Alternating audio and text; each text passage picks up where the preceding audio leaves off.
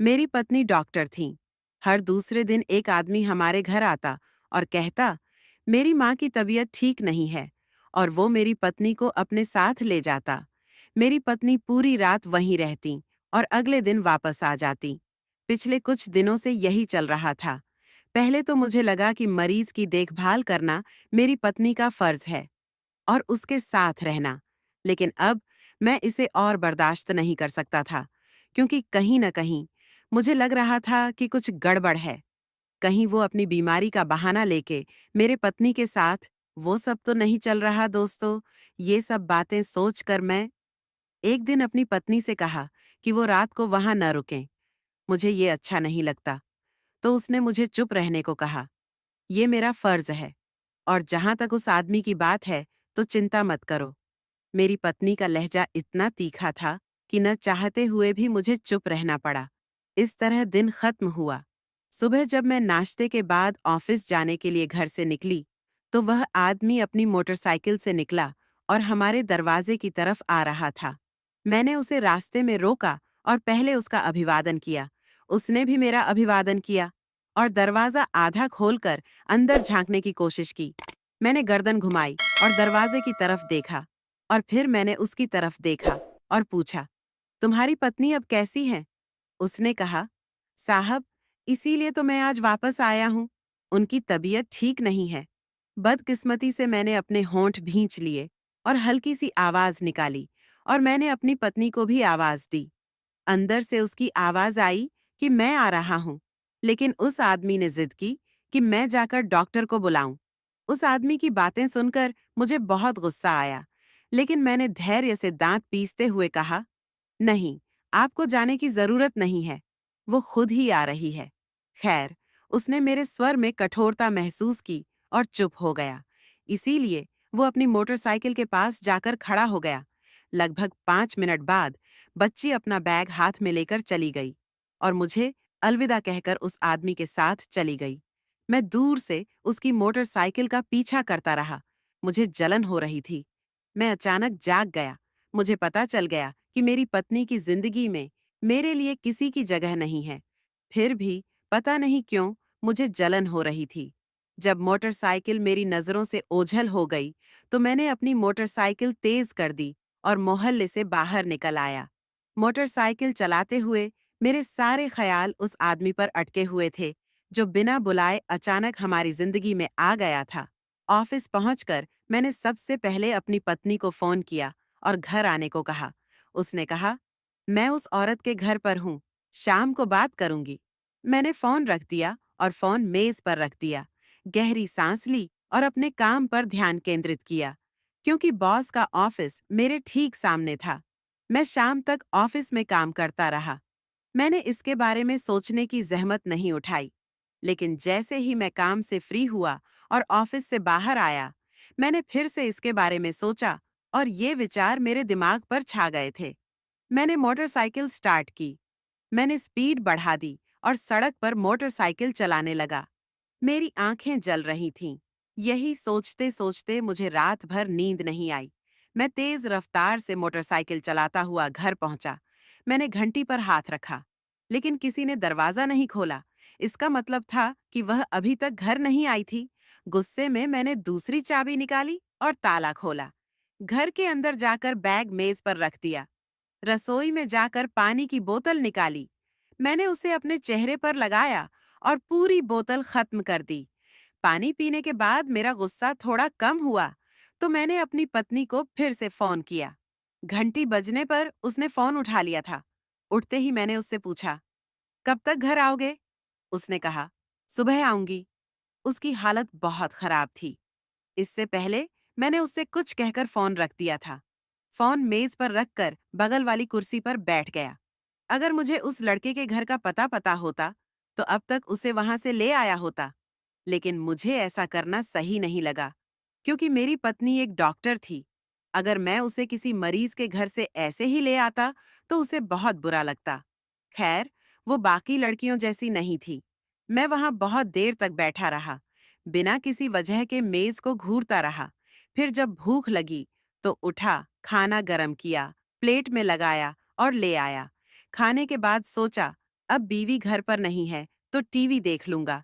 लेकिन पहली खबर सुनते ही मेरा दिमाग खराब हो गया। शहर में रोज अजीबोगरीब घटनाएं घट रही थीं। मेरे पति ने पूरे शहर को हैरान कर दिया था।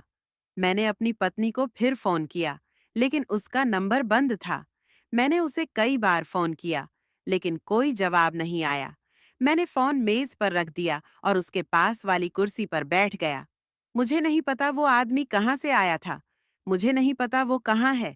मैंने उसे पहले कभी नहीं देखा। मैं अपनी पत्नी को दुख नहीं पहुंचाना चाहता। मैं उसे उससे छीनना नहीं चाहता। अगर ऐसा हुआ तो मोहल्ले में मेरी क्या इज्जत होगी? सब यही सोचेंगे कि एक भी औरत मुझ पर फ़िदा नहीं होती।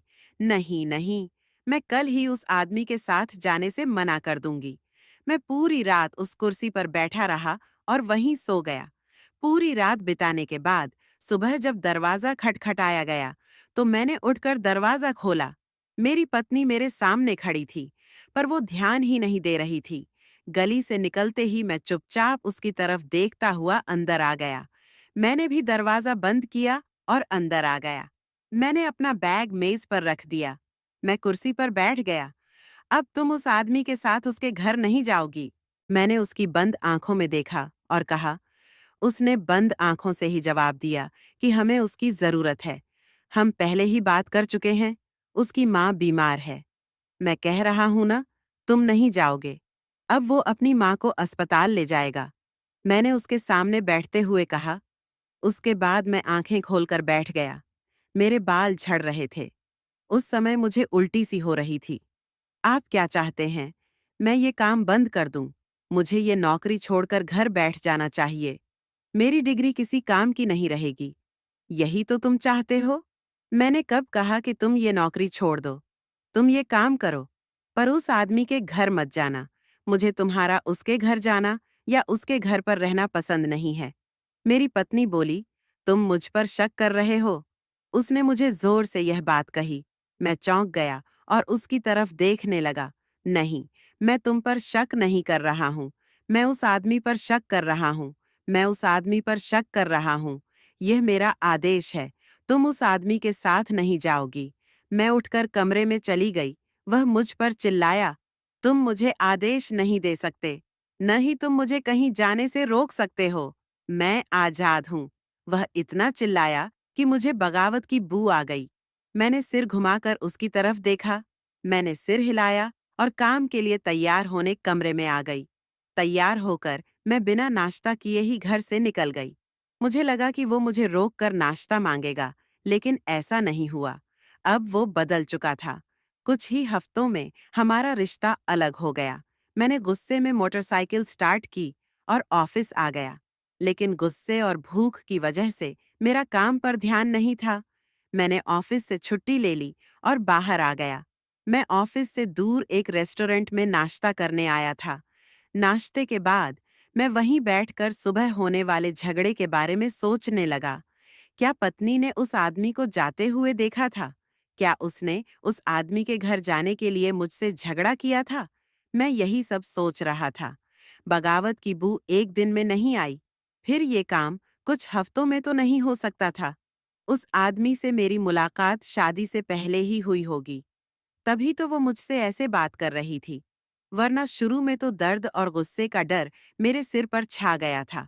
एक ख्याल खत्म होता था तो दूसरा ख्याल आ जाता था। मुझे लगा कि वो बेकसूर है।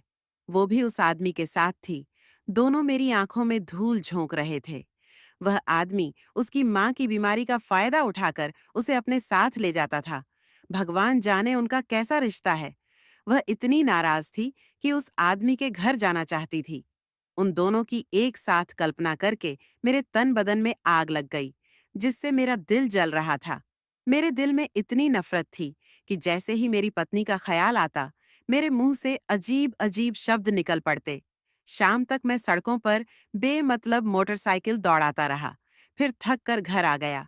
घर के सामने मोटरसाइकिल रोककर चाबी से दरवाजा खोला और अंदर चला गया। कमरे के अंदर से मुझे किसी की आवाज सुनाई दी। बिना कोई आवाज किए मैं कमरे के बाहर खड़ा हो गया और अपनी पत्नी को देखा।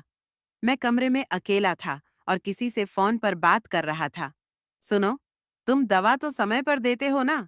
देखो, मुझे लगता है कि मेरे लिए घर से निकलकर तुमसे मिलना मुश्किल होगा, क्योंकि मेरे पति नहीं चाहते कि मैं तुम्हारे घर आऊं। पर तुम अपना ख्याल रखना, ठीक है? अगर हालात बिगड़े तो हमें अपना आखिरी कदम उठाना पड़ेगा। नहीं, मुझे इसकी कोई चिंता नहीं है। ये शब्द मेरी पत्नी किसी से फोन पर बात कर रही थी। मैं दरवाजे के पास से रसोई में आ गया और बर्तनों की आवाज से जानबूझकर गिलास उठाकर पटिए पर फेंक दिया और फिर से पानी की बोतल निकालकर पटिए पर रख दी। बर्तनों की आवाज सुनकर मैं कमरे से उठ खड़ा हुआ और बोला, कौन है? उसकी आवाज में डर था। बिना कोई जवाब दिए मैंने बोतल का ढक्कन खोला और गिलास में पानी डाला। इस बार मुझे रसोई की तरफ आते हुए कदमों की आहट महसूस हुई। जैसे ही वो रसोई में आया, मैंने गिलास से ऊपर उसकी तरफ देखा। उसका रंग उड़ गया था, जबकि वह हाथ में गुलदस्ता ली हुए था। मैं चौंक गया। वह अभी भी आंखें खोलकर मुझे देख रही थी। जब मैंने गिलास खाली करके स्लैब पर रखा, तो वो चेतना की दुनिया में आ गई और गुस्से में बोली, तुम बिल नहीं चुका सकते। मैं बहुत डर गई थी। मैंने उसे खामोश निगाहों से देखा और चलता हुआ बाहर आ गया और उसके हाथ से गुलदस्ता लेकर कहा, तुम क्या कर रही थीं? इतनी डरी हुई थीं? और क्या इस गुलदस्ते से तुम किसी को मारने वाली थीं? हत्या शब्द सुनते ही मानो मैं मरने वाला था। उसका रंग उड़ गया था। बोली, मैं किसी को क्यों मारूंगी? मुझ पर इल्जाम मत लगाओ। मैंने कुछ नहीं किया। और मैं ये गुलदस्ता सिर्फ अपनी सुरक्षा के लिए पकड़े हुए था। मैं डर गया था। मैंने उसे काफी देर तक बातें करते सुना और अपने कंधे पोंछे। मैंने गुलदस्ता उसके घर पर रख दिया और अपने कपड़े बदलने चला गया। अब मुझे उसकी परवाह नहीं थी कि उसके साथ क्या हो रहा है। मुझे परवाह नहीं थी कि वो क्या कर रही है। अब मुझे परवाह नहीं थी कि वो मुझे कितना भी धोखा दे सकती है। मैं कमरे की छत को घूर रहा था। मैं ध्यान देना चाहता था कि वो फोन पर क्या कह रही है, पर मुझे कुछ समझ नहीं आ रहा था। वो किसी से बात कर रही थी। और उसकी आखिरी नौकरी क्या थी? क्या वो भागने वाली थी? अगर वो घर से भाग गई, तो मैं क्या करूंगा? मैं किसी का सामना नहीं कर पाऊंगा। क्या मेरे मोहल्ले में मेरी कोई इज्जत बचेगी? नहीं, मुझे जल्द ही कुछ करना होगा। लेकिन जरा रुको। हो सकता है कि उस आदमी से भागने के बजाय मैं किसी और से भागने के बारे में सोच रही थी और मैं उस आदमी से भागने का नाटक कर रही थी, ताकि मैं उसे ढूंढ न पाऊं। ताकि मैं उसे ढूंढ न पाऊं। मैं उसे ध्यान से देख रहा था। फिर मैं करवट लेकर बिस्तर पर चला गया। अगली सुबह वह आदमी मेरे घर के सामने आया और मेरी पत्नी उसके साथ चली गई। लेकिन मैं कुछ नहीं कह सका, क्योंकि मैं नहीं चाहती थी कि पूरा मोहल्ला हमारी लड़ाई देखे और ये तमाशा देखे। इसलिए मैं सब्र का कड़वा स्वाद लेकर ऑफिस आई थी। दिन भर ऑफिस में काम करने के बाद जब मैं घर आया, तो पूरा घर खाली था। मतलब, आज भी वो नहीं आएगी। मैंने तौलिए से मुंह धोया, बैग मेज पर रखा और कुर्सी पर बैठ गया। जिंदगी में सुकून के दिन थे। कितना सुकून था शादी के शुरुआती दिनों में। पर अब सब उल्टा हो गया है। कभी कभी मुझे लगता था कि शादी के शुरुआती दिनों में तो वो बस अच्छा बनने का नाटक कर रही थी, और अब वो ये नाटक करते करते थक गई है। तो वो मुझे अपना असली चेहरा दिखा रही थी। काश मैंने ऐसी औरत से शादी न की होती। मैंने सिर हिलाते हुए मेज पर सिर रख दिया, क्योंकि मेरा सिर दर्द से फट रहा था। आज की रात भी कुर्सी पर बैठे बैठे ही कट गई। सुबह जब दरवाजा खोला, तो देखा कि वो आदमी मेरे सामने खड़ा है, हाथ हिला रहा है और मुस्कुरा रहा है। फिर मैंने अपना चेहरा सीधा किया। उसने मुझे देखा और अंदर आ गया। दरवाजा बंद करने से पहले मैंने पास से गुजर रहे आदमी को देखा, तो सब मुझे अजीब नजरों से देख रहे थे। मैंने गुस्से से दरवाजा बंद कर लिया और कमरे में आकर उसे पकड़ लिया और कहा, तुम अब भी मेरी पत्नी बनकर यहाँ रह रही हो। इस घर में रहते हुए तुम्हें मोहल्ले से बाहर निकल जाना चाहिए। यही मेरी इज्जत है। उसने मेरी बात अनसुनी कर दी और मुझे अपनी नजरों से दूर करने की कोशिश कर रहा था। मैंने उसे अपनी आंखों से देखा और उसे बिस्तर पर धकेल दिया और उसे कमरे से बाहर निकाल दिया। वो सिगरेट पीने लगा। मैं इतनी गर्मी में छत पर बैठा था। अचानक मुझे अपनी पत्नी का व्यवहार याद आ गया। वो मेरे सामने आ गई। मुझे हर बात पर हंसी आने लगी और कहीं ऐसी जगह जाऊं जहां कोई मुझे जानता ना हो। मैं लोगों के सवालों से बचता रहा। रात तक छत पर बैठा रहा। फिर मैं नीचे आया, कपड़े बदले और घर से बाहर निकल गया। खाना खाकर मैं रात तक घर वापस आ गया। जब मैं घर वापस आया तो दुनिया सो रही थी। एक पल के लिए तो मेरा मन किया कि उसका गला घोंट दूं, लेकिन मैं हत्यारा नहीं बनना चाहता था, न ही मैं उसे मारना चाहता था। मेरे दिल के कोने में मेरा प्यार असीम था। इसने मेरी सारी ख्वाहिशें पूरी कीं और मुझे काम करने की आज़ादी दी। लेकिन मेरी आंखों में धूल जमी हुई थी। मैं परेशान हो रहा था। मुझे घुटन महसूस हो रही थी। मैं कमरे से बाहर आकर जमीन पर बैठ गई। घर की दीवारें कसती जा रही थीं। मैंने अपने बाल मुट्ठी में भींच ली और चीखने लगी। मेरी आंखों से आंसू बहते रहे। ये कुछ हफ्तों तक चलता रहा। इस दौरान मेरी पत्नी के साथ मेरे रिश्ते बेहद खराब हो गए थे। अब तो आलम ये था कि हम एक ही घर में रहते हुए एक दूसरे से मिल भी नहीं सकते थे। मैं अपनी मर्जी से आता जाता था। मैं इजाजत मांगना भूल गया था। बगावत ने मुझे कायर बना दिया था। एक दिन किसी ने मुझे बताया कि जो आदमी मेरे घर आता है, उसकी माँ 5 साल पहले मर चुकी है। यह सुनकर मैं चौंक गया। मैं दुकान से बाहर निकला और घर आया। मेरी पत्नी अभी भी उस आदमी के घर पर थी। सब कुछ जानकर मैं तो जैसे पागल हो गया था। उस आदमी ने झूठ क्यों बोला कि उसकी माँ बीमार है? उस आदमी के झूठ का मकसद क्या था? क्या वो कुछ गलत कर रहे थे या वो भागने वाले थे? अपनी पत्नी के भागने के बारे में सोचकर ही मुझे पसीना आ गया। मैंने अपने चेहरे से पसीना पोंछा और मोबाइल निकालकर अपनी पत्नी को फोन किया। उसका नंबर बंद था। मैंने गुस्से में उसे फोन किया। मैं घर से बाहर आकर गली में बैठ गया। मैं पूरी रात गली में बैठा रहा। सुबह होते ही मैं घर के अंदर आ गया। थोड़ी देर बाद मैं अपनी पत्नी के घर पहुंचा और घर में घुस गया। मैं कमरे में गया और अपने कपड़े निकाले। मैं बाथरूम गया। 5 मिनट बाद वो वापस आई और अपने बालों में कंघी करने लगी। मैंने उससे पूछा कि वह कहाँ जा रही है। उसने बताया कि उस आदमी की माँ बीमार है। उसने कहा कि वह वापस जा रही है। ठीक है। मुझे अपनी पत्नी की बातों पर शक हुआ। उसकी हालत देखकर मुझे लगा कि वो भागने की तैयारी कर रही है। अचानक मुझे अपने दरवाजे की घंटी बजने की आवाज सुनाई दी। जब वो घर से बाहर निकली और थोड़ा आगे बढ़ी, तो मैं अपनी मोटरसाइकिल से उसके पीछे चल पड़ा। दोनों मोटरसाइकिलें एक ही दिशा में जा रही थीं। थोड़ी देर बाद जब अगली मोटरसाइकिल रुकी, तो मैंने भी अपनी मोटरसाइकिल थोड़ी दूर बढ़ाई और उस ऊंचाई से घर देखा। फिर मैंने अपनी पत्नी को देखा। वे घर में घुस रही थीं। मैं भी उनके पीछे पीछे घर में घुस गया। मैं उस घर में पहुंचा जहां वे गए थे। वहां एक व्यक्ति बिस्तर पर लेटा हुआ था। मेरी पत्नी उसे इंजेक्शन लगा रही थी। तभी वे दोनों कमरे के दूसरे कोने में खड़े होकर बातें करने लगे। उसने बताया कि उसने उसे इंजेक्शन लगाया है।